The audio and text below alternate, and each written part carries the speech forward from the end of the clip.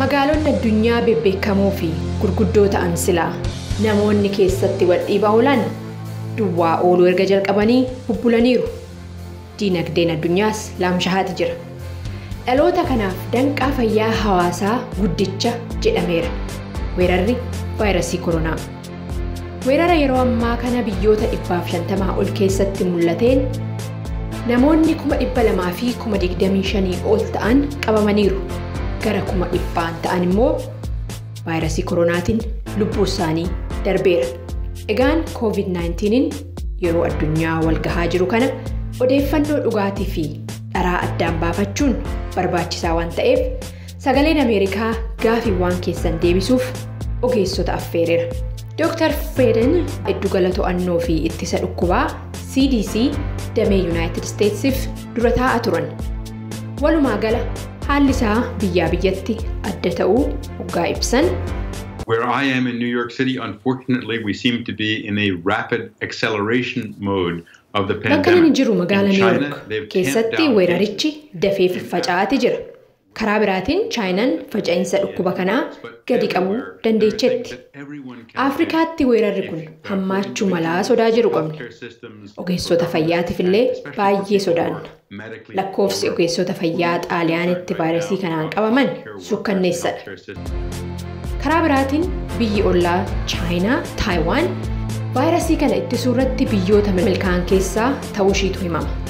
Achitti namoota 100 qofatu vaayirasii koronaatiin qabame. Dr. Shaan Yuunivarsiitii biyyoolessaa Taayiwaan keessatti diinii kolleejii fayyaa hawaasaati.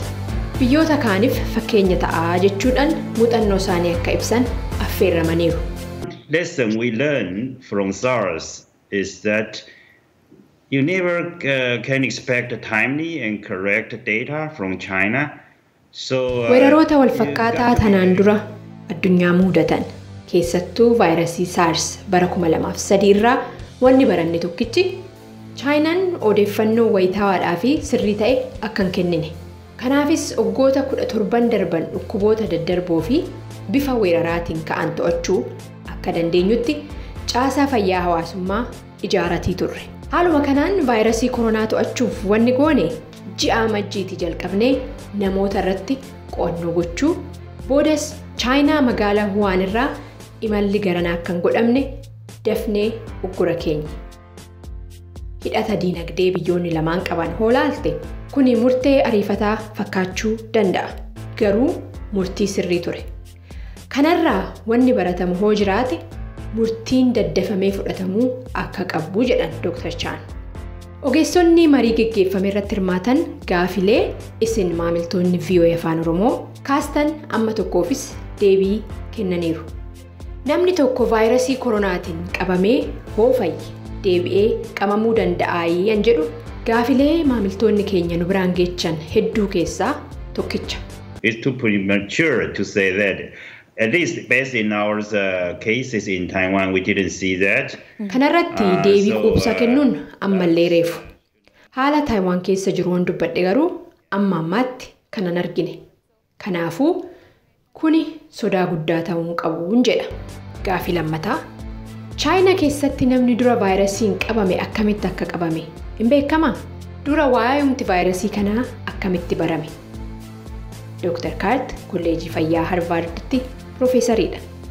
So that's a great question from your audience member, and I would say that right now what Kuni gaafii shaggaadha. Amma wanni irratti xiyyeeffatamee hojjetamaa jiru akkaataa vaayirasiin kun namarraa namatti darbu irratti. Akka addunyaattis rakkina guddaan uumaa jiru kana waan ta'eef. Namoonni ka'umsa weerara kanaa gadi fageenyaan baruu barbaadan garuu qorannoo gochuun fuulduraafillee weerarri wal fakkaataan yeroo ka'e ittisuuf hin fayyadaa jedhan.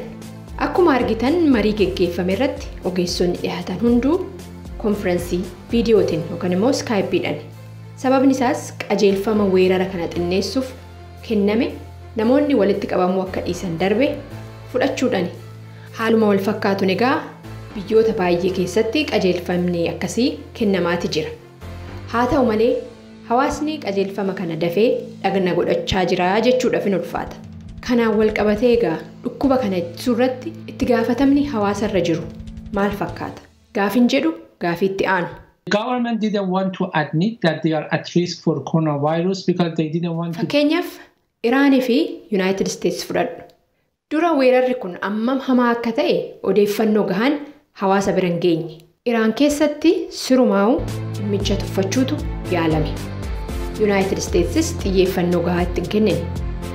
Hawaasni waan jiru sirriitti hoo irra deddeebi'amee itti himame malee dhimmicha xiyyeeffannoo itti hin kennu.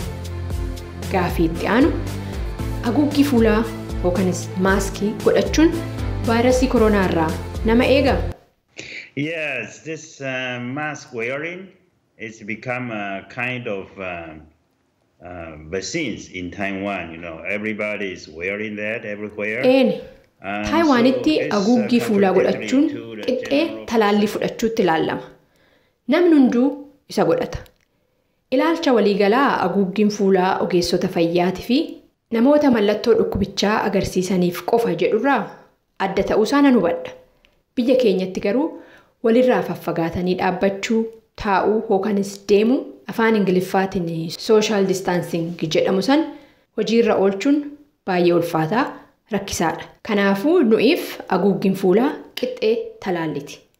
COVID-19 qofaafis odoo hin taane tamsa'ina vaayirasiiwwan kaanillee an akka qufaa xinneessuuf itti fayyadamna. Ogeessi fayyaa Taiwan kan haa jedhan malee as United States irraa Dr. Farling garuu kanaan waliin galan. I do not believe that the general public needs to be wearing either a paper mask and certainly not an N95. First, on the N95 issue, we are experiencing shortages. Healthcare workers and individuals caring for people with COVID. Hawaasni bal'aan haguuggii fuulaa uffachuu qaba yaada jedhuun ani waliin galu. Keessattuu haguuggii N95 jedhamu laalchisee hanqina guddaatu jira. Ogeessonni fayyaa keenya kanan argatan taanaan hojii isaanii hojjechuun ulfaataadha. Ambiraan haguuggiin hundi nama hundaaf hin ta'u, kaan guddaadha, kaan xinnaadha. Kanaafuu akka itti godhatan beekan malee ofirra godhaniidha vaayirasii namarraan ittisuu jechuudhaan. Gaafii itti aanu vaayirasiin koronaa nama dhukkubichaan qabamee lubbuunsaa darbeerraa namatti darbuu danda'a? Deebii. And one that I think is we're still trying to discern. I mean, I think that there's no question that contact. Dhimmi kun ammallee waan addaan baafachuuf irratti hojjetamaati jiru. Vaayirasichi tuttuqaadhaan akka darbu beekamaadha. Kanaafuu reeffa nama COVID-19dhaan lubbuunsaa darbee yeroo tuqnu dirqama gilaavii harkatti godhachuun barbaachisaadha. Asumaan wanni tokkichin ibsuu barbaadu gilaavii harkatti yoo godhanne harka keenyaan gonkumaa fuula keenya tuquun nurra hin jiru. Isumaan fuula keenya tuqna hoo ta'e godhachuun keenya hiikan qabu. Gaafii dhumaa mallattooleen vaayirasii koronaa maal fa'aadha? Or fever and dry cough. Ho'a qaamatu dabalaa qufaa guggugaas nama qufaasisa. Afuura baafachuu nama dhoowwaa yookanis immoo afuura nama xinneessa. Dhukkubni kun nama itti hammaatuu fi itti hammaanne qaba. Dandeettii ofirraa ittisa qaamaa yookanis immuniitii namaarratti hundaa'ee jechuudha. Amma ammaatti namoota qabaman keessaa parsantiin 81 namoota dhukkubni kun itti hammaanne. Kabajamtoota daawwattoota keenya akkuma mammaaksi jedhu erga dhukkubsatanii yaallamuurra dursanii of eeguu wayya. Isinis bakka jirtanitti vaayirasii kanarraa of eega jirtan jedheen abdadha. Guutummaa marii geggeeffamee afaan Ingiliffaatiin jechuu kiyyaa warra daawwachuu barbaaddaniif YouTube VOA afaan Oromoo irratti argachuu akka dandeechan si yaadachiisuu barbaada. An har'aa kanumaan hin xumuraa ani Tigist Gammeetii nagahaan.